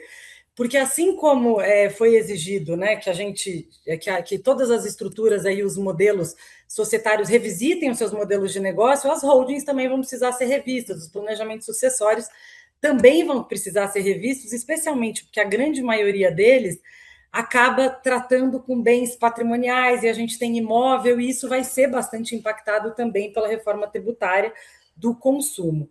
Além disso, quando a gente olha a tributação de altas rendas, a gente tem um impacto direto nessas estruturas societárias, né? Quando a gente pensa em nível de reinvestimento, a gente falou muito nos painéis anteriores com relação ao reinvestimento, né? A capitalização também dentro das próprias estruturas, tudo isso vai ter um impacto aí quando olha para a questão de tributação de altas rendas. E, por fim, acho que mesmo as mudanças relacionadas ao ITCMD, porque muitos dos planejamentos também já tinham determinações com relação a doações futuras, plano de doação de cotas, né? Então a gente vai precisar rever tudo isso. Passando mais especificamente, né, por cada um desses pontos que eu tratei aqui, né, da reforma do consumo, da tributação das altas rendas e também do ITCMD, eu acho que o primeiro ponto aqui é a gente, pensando na reforma tributária, uma simulação precisa ser feita, a gente tem que revisar as estruturas societárias, mas um ponto muito importante que eu tenho sentido isso dentro das estruturas de planejamento sucessório é essa informação precisa ser passada também para toda a sociedade, porque muitas vezes dentro dessas estruturas, acho que a Suzete falou um pouquinho disso, a administração continua na mão, enfim, do pai ou na mão de uma pessoa específica, mas muita remuneração relacionada a dividendos, né, dentro dessas estruturas, que acaba não tendo conhecimento de como a reforma tributária ou mesmo a reforma das altas rendas pode impactar a efetiva remuneração dessas pessoas. Então, pensando dentro dessas estruturas, que muitas vezes a administração, o conhecimento do negócio acabam não atingindo todos os sócios e todos aqueles que fazem parte da sociedade, acho que é importante essa informação também para colocar todo mundo na mesma página e entender qual vai ser o impacto de todo esse novo cenário de tributação que a gente tem. Um outro ponto que eu acho que é muito relevante a gente olhar também, e aí já pensando bastante no ITCMD, é que, como eu disse, muitas estruturas elas são formalizadas com uma ideia já de planejamento futuro de doação de cotas. A gente trouxe no primeiro painel ali as discussões relacionadas à base de cálculo, né? A importância daqui da gente reavaliar essas organizações de doações futuras, por quê? Porque a discussão de base de cálculo, qual é o valor efetivo de mercado dessas cotas, como essa nova modalidade aí, que a gente já tem essa previsão na 227, com relação ao efetivo valor de mercado dessas cotas, né? Qual vai ser a metodologia que a gente vai usar, se isso tudo já tem ali uma mensuração, porque isso vai impactar também a tributação dessas estruturas. Um outro ponto que eu acho que precisa ser revisto também especialmente nas holdings patrimoniais, quando tem bens imóveis ali envolvidos, é o quanto a rastreabilidade desses imóveis, né, por conta da reforma tributária, a gente vai ter o CIB, vai ter ali uma determinação também com relação ao valor dos imóveis, né? Eu não sei se a gente acabou não discutindo isso aqui, mas a reforma do consumo acabou colocando lá um cadastro de imóvel para cada imóvel. Então, as estruturas societárias que têm imóveis dentro, a gente vai ter um nível de rastreabilidade muito maior também desses imóveis, e, portanto, isso também vai impactar o valor efetivo da sociedade, os valores de patrimônio líquido, né? E de todos esses cálculos e dessa metodologia para avaliar o valor de cota efetivo. Então, portanto, o nível de fiscalização vai ser um pouco maior com relação a tudo isso. A gente passou nos últimos anos por um nível muito elevado de fiscalização relacionada ao ITCMD. Acho até que todas essas mudanças que a gente vive hoje são fruto também de uma pressão dos estados com relação a essas fiscalizações eletrônicas e cruzadas, que já vinham num nível de maturidade muito mais tecnológico, e com a reforma do consumo, a gente vai ter esse reflexo também, por conta da própria cooperação entre os entes, né, o cruzamento de informações relacionadas aos imóveis.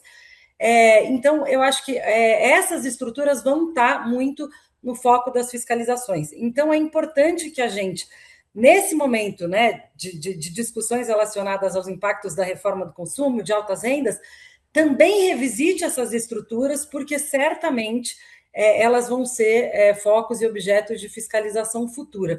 E como a gente se prepara para isso, né? Eu digo que a 227, quando ela traz a discussão ali de base de cálculo, se eu não me engano, acho que foi a Lívia no primeiro painel que falou um pouquinho disso, ela disse a gente vai ter que, embora a contabilidade, né, o cálculo do patrimônio líquido seja uma metodologia muito objetiva, a gente muito provavelmente vai começar a ter questionamento com relação a essas estruturas de doações de cotas futuras. Então, eu acho que esse é um momento também para se preparar um pouquinho sobre isso, né? Qual vai ser o cálculo, entender como essas cotas vão ser doadas, porque certamente depois a gente vai ter algum tipo de discussão com relação a esses temas.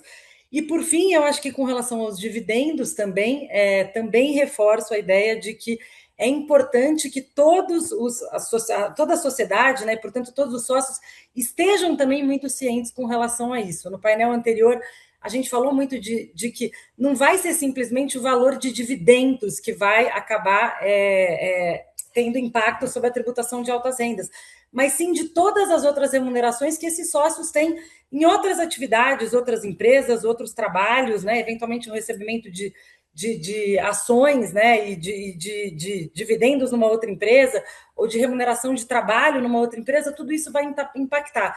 Então, aqui, mais uma vez, a importância da gente revisitar esses planejamentos com uma discussão muito mais aberta, não só focada na estrutura familiar efetivamente, mas na estrutura de cada familiar, né, e de cada sócio, eventualmente, de cada uma dessas estruturas.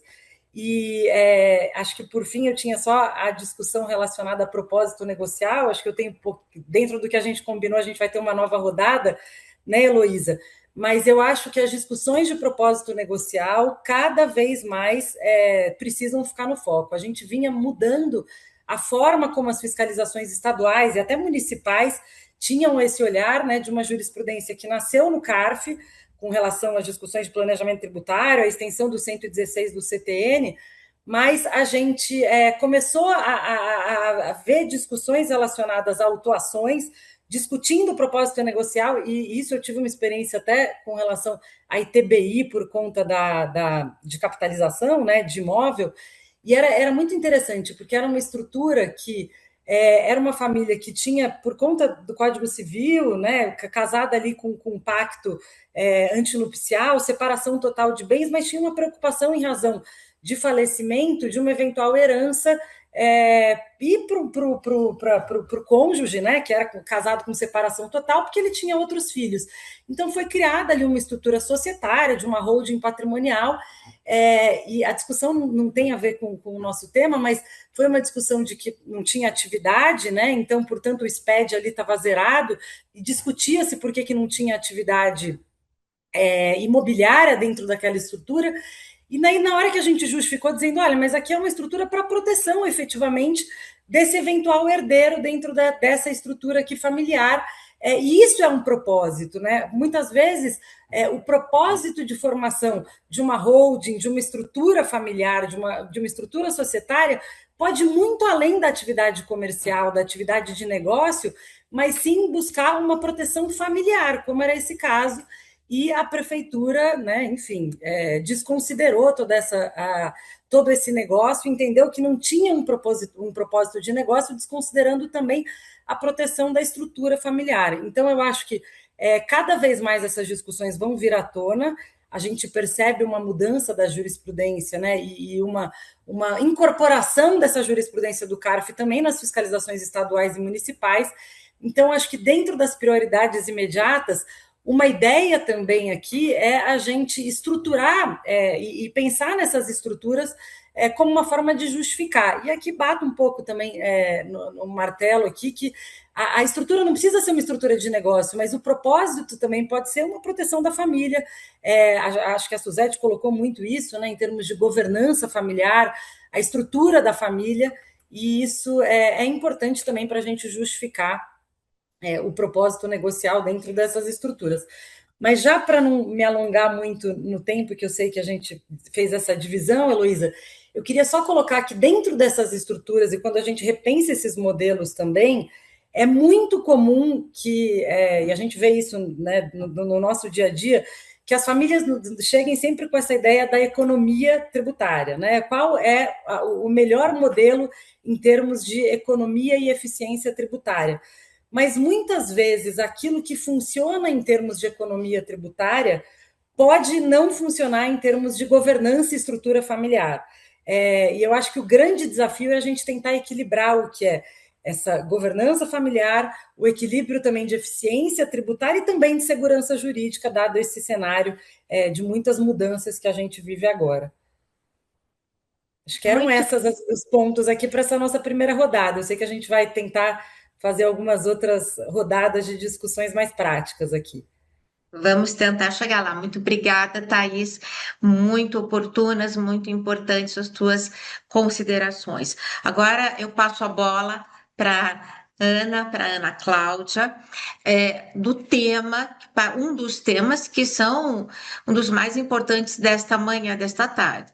Distribuição desproporcional de lucros, né?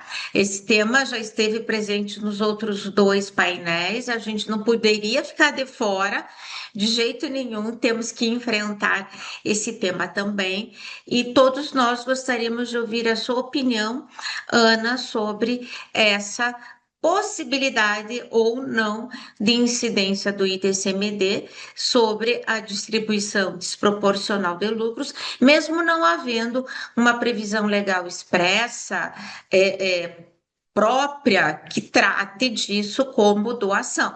Havia uma discussão quando do PL 180 a esse respeito, mas o texto final da lei complementar aprovada não trouxe essa hipótese de incidência própria, mas tem outros dispositivos que podem nos levar a essa compreensão.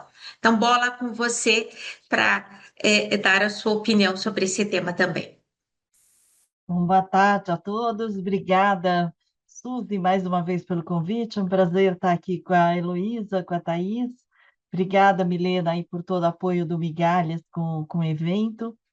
E, bom, essas questões todas que vêm surgindo, claro que a gente só vai ter as respostas muito mais para frente quando a gente souber qual a posição final do judiciário, né? Mas na questão de distribuição disfarçada de lucros, ouvindo a Suzete, eu concordo com ela que, e ouvindo o Ricardo também, que não dá para a gente demonizar a distribuição disfarçada de lucro, a distribuição desproporcional, desculpa, não disfarçada, a distribuição desproporcional de lucros, e dizer que automaticamente isso é uma doação, justamente porque a Karen, como ela mesmo comentou, tantas e quantas vezes, inclusive nos escritórios de advocacia, a distribuição é desproporcional com alguns critérios. Nem sempre os critérios são só econômicos. Por exemplo, em escritório de advocacia, tem alguns escritórios que usam o que os americanos chamam de lockstep, que é ter uma remuneração mínima com base no tempo de casa, né? Que não tem necessariamente uma conexão econômica, mas tem um critério, tem um critério. Então, acho que o fundamental é justamente que haja um critério para essa desproporcionalidade, para essa desproporção.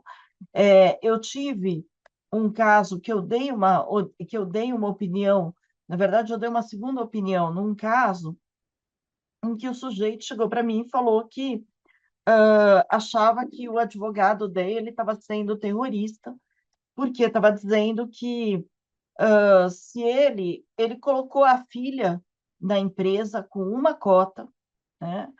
A empresa, a empresa deu um lucro por conta de uma venda, de vendas aí importantes, né, do negócio que foram feitos pela empresa, e e essa filha é filha única. Então, o que que ele falou? Olha, eu não vou tirar tudo isso de dinheiro para mim, para mais tarde isso virar uma doação para minha filha. Então, eu já vou fazer a distribuição desproporcional direta.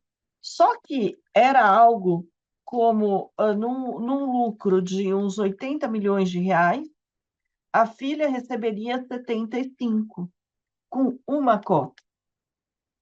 E sendo que a filha não trabalha, não contribui, não tem nenhuma razão para ela estar recebendo esse 75, que não fosse realmente ele querer que esse dinheiro, como disse o Ricardo, passasse da empresa para a filha.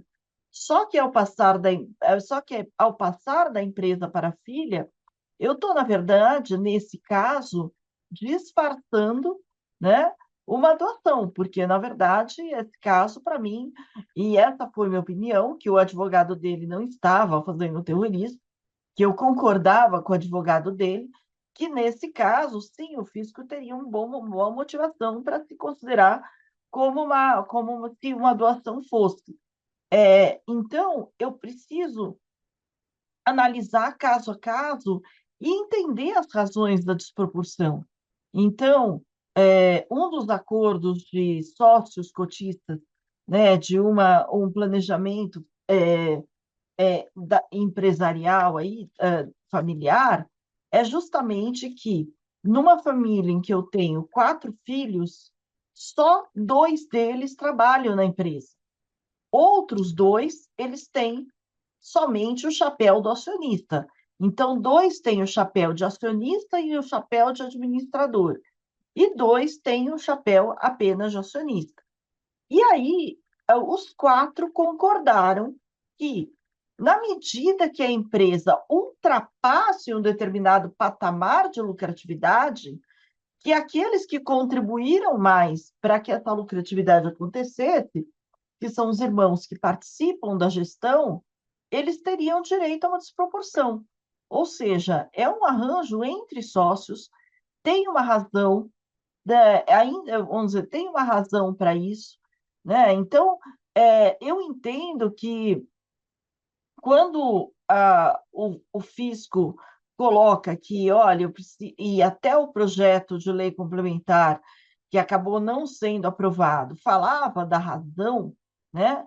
É que eu tenho que ter uma motivação que mostre que isso é diferente de uma doação entre partes, né? Que isso é diferente do caso da filha, que de 80 milhões recebe 75, tendo uma única cota, não trabalhando na empresa, não fazendo nada, e simplesmente para evitar que no futuro esse dinheiro, né, seja distribuído como doação ou sucessão causa-mortes. E aí, para colocar uma cereja nesse bolo, nesse caso, ainda a ideia do pai foi constituir um fundo exclusivo, que é um fundo sem resgate, tá? Em que quem tomava conta do fundo, quem era, adivinha? Era o pai. Então, ou seja, ainda por cima, ela ia receber tudo isso e não é que ela poderia pagar a viagem em volta ao mundo para os melhores amigos. Ela, na verdade, esse dinheiro ficou preso num fundo exclusivo, um fundo que não dá resgate. Você pode fazer amortizações 2 vezes ao ano, né? Mas não é obrigatório fazer amortizações 2 vezes ao ano. Então, se não quiser fazer amortização, o dinheiro vai acumulando lá dentro. Tem o Come Cotas agora, né? Mas, de qualquer maneira, não tem a disponibilidade desse recurso para ela. Então, fica ainda mais claro que a intenção não foi dar o dinheiro para ela fazer o que ela quisesse. Não, foi antecipar uma sucessão, disfarçando de uma forma que se evitasse o ITCMD. Então, precisamos tomar cuidado, precisamos prestar atenção. E, claro, a gente no dia a dia, e uma coisa que a Suzete comentou, que é verdade, que no dia a dia as pessoas nem prestam atenção em documentação, em contrato e tudo mais. Agora, essa questão da desproporção é fundamental que eu tenha essa desproporção, a razão da desproporção registrada, né? Que eu faça um registro disso de tal maneira que amanhã ou depois, quando venha a Secretaria da Fazenda, eu tenha como explicar a razoabilidade daquela distribuição da forma como foi feita. Bem, e sem contar também, né, Ana, que não faz muito sentido mais hoje em dia falar nessa distribuição desproporcional frente à própria tributação da distribuição dos lucros também, né, em valores superiores a 50 mil e depois no final do ano na apuração da declaração. Então, precisar colocar isso na balança também, né? Sem dúvida nenhuma, essa questão da distribuição de dividendos, da tributação da distribuição de dividendos, a gente precisa lembrar que quando se discutiu lá em 2021, A Suzy e eu participamos bastante aí das discussões e tudo mais. Havia lá na proposta uma redução da tributação corporativa para a entrada do IR dividendos. Agora entrou sem nada, entrou, entre aspas, a seco, né, como realmente um aumento de carga tributária. Eu preciso prestar atenção aí nessa questão de quem vai pagar o IR mínimo, quanto vai pagar e tudo mais. E esse ponto é importante. Pode ser que o fato de eu pagar IR mínimo não me garante um salvo-conduto para eu não pagar o ITCMD no futuro. Então, ainda por cima, eu corro o risco aí de pagar os 10% e depois ser cobrada com multa e juros, né, do ITCMD. Então, precisa tomar cuidado e precisa registrar muito bem aí as razões. E só um ponto que eu queria destacar, aproveitando o que o Ricardo comentou, das despesas, precisa tomar muito cuidado. Eu duvido que o fisco vai ressuscitar a distribuição disfarçada de lucros. Eles têm um meio muito mais fácil que eles têm usado ao longo dos últimos 20 anos, que é o pagamento sem causa. Eles não precisam ficar mostrando qual a proporção que o valor é notoriamente superior ou inferior ao mercado, né? Ou eles podem considerar um pagamento sem causa. Então, assim, a jogar despesa para a empresa, eu não estou recomendando, não. Na dúvida, eu acho melhor pagar o 10% de imposto sobre dividendo do que pagar 35% por dentro do pagamento sem causa, que é o que eles vêm utilizando com muita frequência, né, para todas as vezes que eu não consigo, que eles entendem que não há uma justificativa clara para um determinado pagamento. É fato. Nós temos tempo aí para fazer uma segunda rodada de perguntas, então eu volto aí para a Thaís, né? Thaís, você terminou a tua fala anterior falando em governança familiar, falando que o planejamento sucessório, efetivamente, ele não é só tributário, ele tem que ser estruturado sob vários aspectos, né? Então, eu gostaria de ouvir a sua opinião sobre qual se é que tem, né, uma resposta objetiva, uma receita de bolo, para saber qual é o maior desafio ao equilibrar eficiência tributária, governança familiar e segurança jurídica nos planejamentos sucessórios. Qual é o maior desafio para se conseguir, né, esse bolo perfeito aí? Perfeito, Elisa. Eu acho que para começar, o primeiro desafio é a gente convencer o cliente de que esse equilíbrio ele é necessário, né? Porque, como eu disse, tem sempre essa ideia, às vezes, de olhar um pouco para a parte tributária, e já vi isso em alguns casos, né? Onde a decisão tomada em um determinado momento olha para a parte tributária e depois a gente tem um problema de governança, né? O que não foi resolvido ou estruturado muito bem dentro de um acordo de acionistas. Então, a gente precisa olhar para tudo isso. Antes de eu entrar mais, né, dentro dessa, falar um pouquinho sobre na prática, o que a gente pode pensar para estruturar isso da melhor forma, eu acho que a Ana trouxe um ponto assim, muito relevante, né? Que não estou fazendo terrorista quando o cliente dela pergunta ali, quando vem um caso.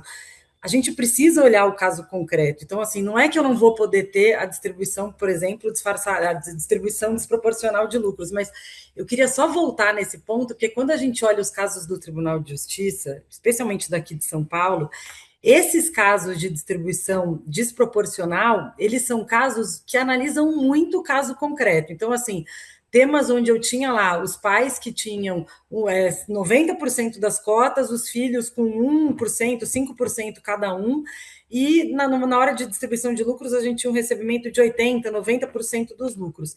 Em um outro caso, e aí eu acho que é interessante, até para já entrar um pouco na minha resposta, o posicionamento da Fazenda do Estado foi dizer, olha, a intenção tanto era de doação de cotas quando tinha essa distribuição desproporcional, que 2 anos depois a gente teve a doação total das cotas. Então, não é que a Fazenda também está olhando ali a foto daquela situação. Existe uma fiscalização do filme, né, do histórico da relação familiar e das decisões que são tomadas. Portanto, quando você me pergunta aí qual é a fórmula mágica para a gente estruturar, é uma decisão que, como eu disse, a gente não pode só olhar a foto, eu preciso tomar uma decisão estruturada que leve em consideração os riscos também em um período mais alongado ali, não só olhando aquela posição de qual é a economia tributária que eu vou ter naquele momento. As estruturas mais comuns, elas podem funcionar para determinadas famílias, mas elas podem não funcionar para as outras. Às vezes eu tenho ali algum problema com relação a risco, né, de comunicabilidade. A Suzete trouxe no ponto dela, talvez eu possa incluir uma esposa aqui dentro da estrutura e eu resolvo a questão dos dividendos. Isso funciona para todas as famílias, isso funciona para todas as estruturas. Então, acho que a gente ter esse olhar para além da parte tributária é muito importante. E nesse momento, como eu disse, eu acho que a gente passa por um desafio um pouco maior, que não basta olhar só a estrutura familiar, né, eventualmente que estão ali todos os sócios de uma holding, todos os sócios de uma estrutura patrimonial. Por quê? Porque os reflexos da tributação de dividendos, eles vão além daquela estrutura, né? A gente não está falando mais, eu falei dividendos, mas na verdade a gente está falando de tributação das altas rendas, e isso vai além da própria estrutura. Se eu tenho uma outra remuneração, uma outra empresa, uma outra estrutura formalizada para além daquele núcleo familiar, isso também vai impactar, e isso precisa ser colocado na mesa na hora de tomar uma decisão. E acho que para trazer um outro ponto também, que é com relação à segurança jurídica, a Ana colocou no início da fala dela, que a gente vai entender quais vão ser os reflexos, a gente vai entender quais vão ser os impactos daqui a um tempo, que vai ser como a fiscalização vai entender essas normas que estão sendo postas agora. A gente demorou muito para entender qual seria a base de cálculo do ITCMD, e até hoje, quando a gente olha para a parte de doação de cotas, isso ainda é um problema na legislação antiga. Será que a Lei Complementar 227 trouxe parâmetros objetivos para a gente definir o que de fato vai ser aquele valor? Não. Quando a gente faz a leitura aqui do dispositivo, né, ele fala muito de uma metodologia adequada, né, e idônea. Qual vai ser essa metodologia adequada, idônea, aceita? A norma não escolheu olhar para a contabilidade, para o patrimônio líquido, ela escolheu fazer um cálculo que envolve, inclusive, fluxo de caixa futuro. Assim, qual vai ser o critério para a gente analisar tudo isso? Então, pensando em termos de segurança jurídica, atrelado à boa governança e, obviamente, a melhor eficiência, eu acho que a gente precisa se preparar também para esse cenário de fiscalização. Né? Quais são as decisões que a gente está tomando agora, não só para os planejamentos que vão acontecer daqui para frente, mas também para os planejamentos que já foram feitos e que precisam ser revisitados nesse momento. As estruturas que funcionavam há 5 anos podem não fazer mais sentido hoje, até por conta da própria reforma tributária do consumo. E mais do que isso, né, algumas estruturas, como eu disse, elas faziam algum planejamento de doação de cotas futuras, às vezes usando até alguns limites de isenção, considerando um valor de cota que não reflete aquilo que a 227 diz hoje. Então, muito provavelmente, a gente vai ter que revisitar, e acho que pensando em segurança jurídica se preparar para um contencioso e para uma fiscalização no qual a gente vai ter que justificar propósito negocial com base em tudo que a gente discutiu aqui. E uma fiscalização que tem muita dificuldade de entender o propósito negocial, para além do negócio efetivo, e aí eu estou falando sobre objeto societário, né, sobre objeto sobre o objeto efetivo daquela estrutura societária, muita dificuldade de entender propósito negocial dentro das necessidades familiares, que eu acho que foi um ponto que a Suzete trouxe bastante também. Acho que eram esses os pontos. Ótimo, muito obrigada, Thaís. E eu vou pegar um gancho com a parte final aí da tua fala, que é a questão da base de cálculo, que também já foi tratado nos outros painéis, e perguntar aqui para a Ana. Ana, nós temos essa definição indefinida da base de cálculo na doação das cotas, né? Também essa remissão à lei estadual, que nós não temos as leis estaduais ainda, né? Nós temos um conceito aberto, preciso, sobre essa questão da base de cálculo na doação das cotas. Se eu fosse fazer hoje uma doação de cotas, né? Qual a base de cálculo que eu devo utilizar?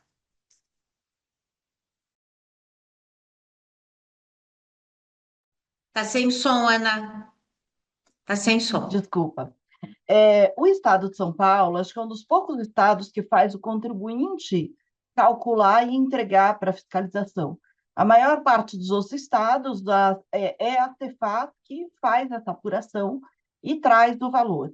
Em diversos estados, já havia uma avaliação dos ativos que estão dentro da empresa, especialmente ativo imobiliário, né? Então, a gente tem inclusive o Estado de Minas Gerais, por exemplo, que estabelece que imóveis incluídos na empresa há menos de 3 anos, existe a obrigação, inclusive a obrigação de avaliá-los pelo valor de mercado, né? Pelo valor venal, o valor da transação que for maior.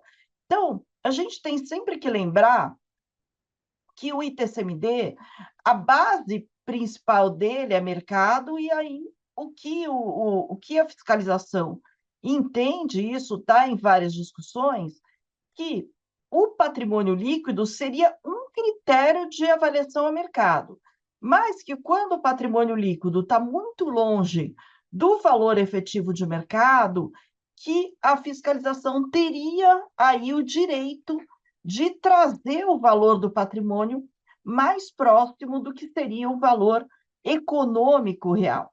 E aí a gente tem, obviamente, um espaço bastante grande para briga, né? Para discussão, de que maneira que. E aí até é interessante a gente pegar as ações em bolsa, por exemplo, né? Que tem o critério de bolsa, tudo bem, mas para mostrar para o fisco que, às vezes, eu tenho empresa cujo valor de mercado é menor que o patrimônio líquido, né?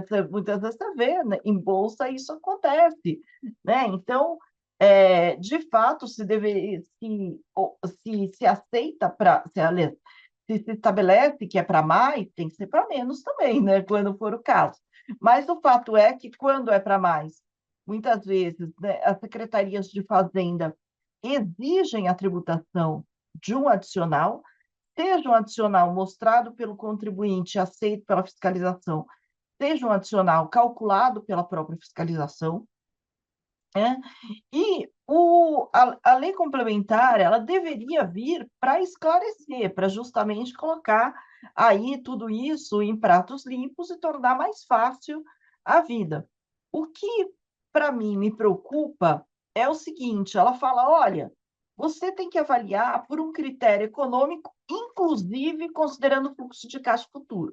E tem que ser, no mínimo, o valor justo, né? A forma como traz a lei complementar é a descrição do que é o valor justo de avaliação contábil. Agora, o que me preocupa aí nessa definição da lei complementar? É que ele fala justamente que é o valor dos ativos e passivos a mercado, e aí ele põe o seguinte, acrescidos aí do valor de mercado do fundo de comércio. Bom, na primeira aula de direito societário, a Suzete não está mais aqui para nos dar mais uma aula de direito societário, mas na primeira aula de direito societário, a gente aprende que fundo de comércio é um conjunto, né, de bens incorpóreos que contribuem no desenvolvimento do negócio. Em outras palavras, pode ser qualquer coisa.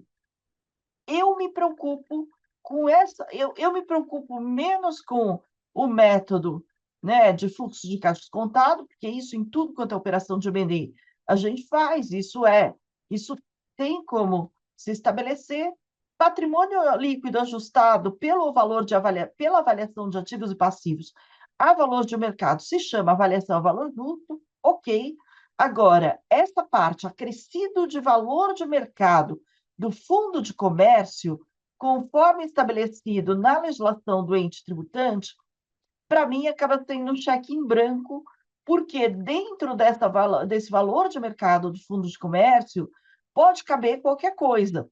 Pode caber aí qualquer intangível que a fiscalização entenda que o contribuinte tenha e o contribuinte entenda que não é algo que tem um valor, né? Então, eu lembro sempre das minhas aulas lá de direito societário, o professor explicando o valor da esquina de uma rua movimentada, em épocas, obviamente, que não se tinha tantos shopping centers como tem hoje em dia, né? Mas, assim, bom, eu vou ter que avaliar o valor de mercado da esquina, do fato da loja estar na esquina, né?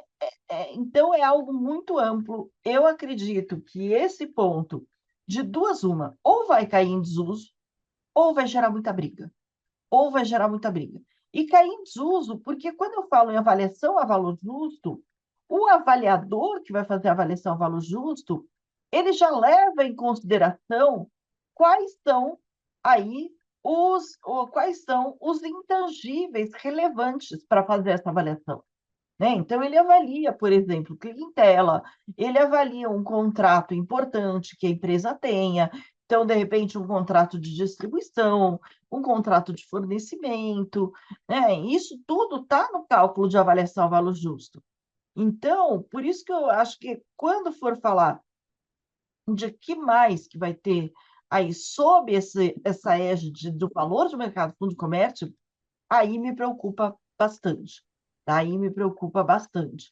É, então, e isso deveria vir para poder pacificar essa questão da avaliação de mercado, só que com esse critério de valor de mercado de fundo de comércio, acredito que vai ter bastante briga, e na questão do método técnico, né, de avaliação, de avaliação de fluxo de caixa descontado, que a gente faz em M&A e tal, o que eu vejo que um fisco pode querer discutir é a taxa de retorno que a empresa que as pessoas vão utilizar. Quanto maior a taxa, menor o valor presente, né? Então, de repente, eles podem dizer, não, a taxa tem que ser a Selic. Não, para ser Selic, eu deixo o dinheiro no banco, não vou investir em atividade empresarial, né? Então, normalmente, as atividades empresariais eles têm uma taxa de desconto maior do que a taxa básica de mercado. Isso pode ser que venha a ser uma discussão. Continuamos com as discussões, por óbvio, aí, nesse cenário pós-reforma tributária, com certeza e infelizmente. Nós temos 5 minutinhos pelo meu relógio aqui, então eu quero fazer uma pergunta final, a mesma, para a Thaís e para a Ana Cláudia, para responderem assim, tá? Vapt-vupt, e nós finalizarmos aqui. Meninas, diante de todo esse contexto que nós vimos na manhã de hoje, as estruturas sucessórias, elas ainda valem a pena sob o enfoque da economia tributária? Temos uma resposta para essa questão, Thaís? Bom, é que a resposta é de advogado, né? Depende. Mas eu acho que a reforma do consumo nos tem feito essa mesma pergunta, né? E assim, ainda assim, mesmo nas estruturas patrimoniais, com ativos e de imóveis, ainda vale a pena, botando ali na ponta do lápis. Mas eu acho que a gente tem, com a tributação de dividendos, uma situação de altas rendas, uma situação diferente, e eu acho que a gente vai precisar analisar o caso concreto. E muitas vezes, Heloísa, eu vou voltar nesse ponto que eu tenho batido no pé. Às vezes, pagar um pouco mais de tributo pode garantir uma estrutura de segurança e governança e proteção, né, patrimonial familiar que justifica. Mas ainda assim, eu acho que no contexto geral, elas ainda valem a pena no sentido de que eu tenho maior governança, um poder decisório mais centralizado, e na ponta do lápis, pensando na reforma do consumo e nessas estruturas relacionadas ao ITCMD, ainda pode valer a pena, mas a gente precisa olhar caso a caso. Ana? Bom, no contexto das holdings, eu concordo com a Thaís, e no contexto das doações, que tudo quanto é lugar você vê, nossa, doe tudo e tudo mais, né? Saia doando tudo, a família doa tudo, né? A família vende tudo. Eu entendo o seguinte: nenhuma economia de tributo compra a paz de espírito. Então, se a família não está muito segura do que vai fazer, simplesmente vai fazer para economizar imposto, melhor não fazer. Melhor ter certeza do que vai ser feito. Por quê? Porque muitas vezes eu já vi situações aí de famílias que fizeram a sucessão em vida e depois se arrependeram, e aí não tem.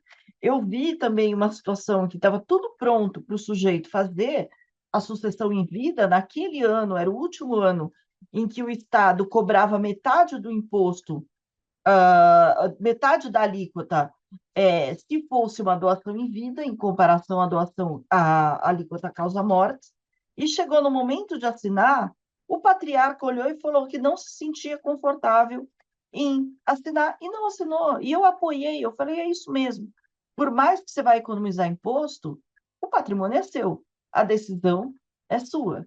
Né? Então, nenhuma economia tributária compra paz de espírito. Então, por mais que eu tenha uma alíquota boa em São Paulo, no Paraná, o 4%, por mais que eu tenha aí mudanças importantes de critério de base de cálculo à vista, não basta olhar só o imposto, eu tenho que olhar qual é a vontade da família, porque o planejamento sucessório é o planejamento da vida da família. Né? Então, é fundamental que nós, enquanto provedores de serviços para as famílias, tenhamos essa sensibilidade de não apenas de falar do imposto, mas perguntar 300 vezes, você tem certeza? É isso que você quer? Olha, uma vez que você doou, se tiver um evento de venda, quem vai vender não é mais você. Quem vai vender é o seu filho, e o dinheiro vai ficar com o seu filho, tudo bem? Né? Então, é fundamental ter toda essa reflexão de tal maneira que a família, quando faça um movimento assim, faça um movimento devidamente suportado aí, que seja uma economia tributária, mas principalmente que seja o exercício da vontade da família. Muito obrigada. Bom, é claro que o tema não se esgota aqui, nós temos muito a estudar, desbravar, compreender sobre esse novo momento que nós estamos aí vivendo. Mas nós precisamos parar, mas certamente nós teremos outras oportunidades para continuar nesse estudo constante. Suzy, Milena, eu agradeço a participação de todos que estão conosco aqui, nos acompanhando virtualmente. Passo a palavra, Suzy, para você ou para Milena, quem vai fazer aí o nosso encerramento. Ana, muito obrigada, Thaís, muito obrigada. Foi um prazer estar aqui com vocês nesse momento. Obrigada, Elo. Antes de passar da Milena encerrar para todos, eu só queria agradecer a todos que participaram do painel. Elo, minha grande amiga de muitos anos, Thaís, Ana Cláudia. Ana Cláudia voltou de viagem hoje, chegou no último segundo aí de táxi de Guarulhos, mas sempre contando aqui, sempre posso contar com ela. A Lívia que está aqui com a gente. E Milena, veja só como nós temos 150 pessoas ainda assistindo, começando com 190, bastante gente aqui para os nossos eventos. O tema, assim, merece uma segunda edição. Vou fazer logo já, pensar no segundo round, porque tem muita coisa ainda vai acontecer nesse tema. E agradeço muito, Milena, em seu nome, em nome de todo, para você, em nome de todo Migalhas, essa confiança aqui nessa equipe que a gente sempre está aqui discutindo e trazendo essas questões tributárias. Muito obrigada, viu, Milena, e a todos. Doutora Suzy, nós que agradecemos. Muito obrigada pela coordenação, pela parceria de sempre. Agradecer também a doutora Heloísa, a doutora Ana Cláudia, a doutora Thaís, que estiveram presentes aqui no último painel, compartilhando um pouquinho do conhecimento conosco. Agradecer a doutora Lívia, que palestrou mais cedo e acompanhou aqui o evento inteiro. E agradecer a todos que estiveram aqui conosco, né, prestigiando, porque sem o público esse evento não seria possível. Bom, vamos pensar sim numa nova edição, porque eu acho que tem espaço para isso, né? Acho que o tema não se esgota aqui, como a própria doutora Heloísa colocou. Bom, alguns recadinhos práticos em relação ao evento, tá? Então, eu já vi gente perguntando aqui se o evento está gravado. Sim, o evento é gravado. Vocês receberão por e-mail a íntegra da gravação, bem como o certificado de participação. E os slides que forem autorizados pelos nossos palestrantes também serão compartilhados por e-mail, tá bom? Só peço atenção que a gente vai fazer todo o envio desse material no e-mail que fez a inscrição. Então, caso não tenha sido você mesmo, então fique atento aí ao e-mail que fez a inscrição, tá bom? Qualquer dúvida, vocês podem entrar em contato conosco pelo e-mail eventos@migalhas.com.br. Convido também que acessem nosso site, né, eventos.migalhas.com.br. Tem muito evento programado aí até julho já, então já tem bastante coisa acontecendo.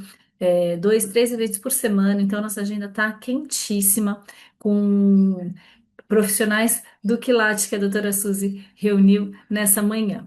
Então, muito obrigada a todos mais uma vez e até uma próxima. Tchau, tchau. Tchau, gente. Obrigada. Beijos. Obrigada.